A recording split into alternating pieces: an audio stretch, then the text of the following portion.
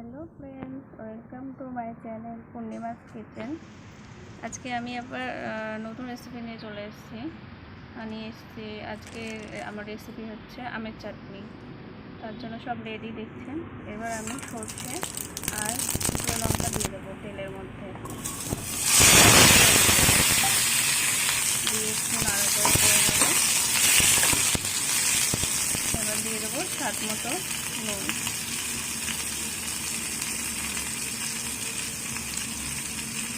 আর অল্প একটু হলুদ।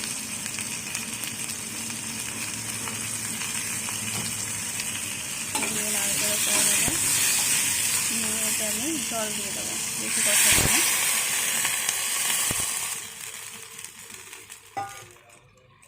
পরিমাণ মতন দেবেন, যেমন ঝোল খাবেন তেমনই।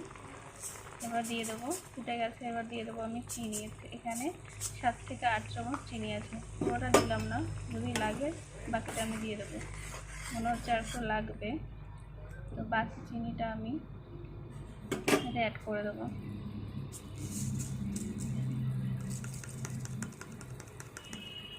এবার ঝোলটা যেই ফুটতে ফুটতে একটু ঘন হয়ে যাবে, তখনই আমি নামিয়ে নেবো।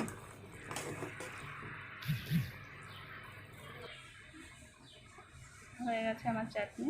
তো আমার রান্না যদি আপনাদের ভালো লেগে থাকে তাহলে লাইক, কমেন্ট, সাবস্ক্রাইব করে দেবেন। Thank you. সবাই ভালো থাকবেন।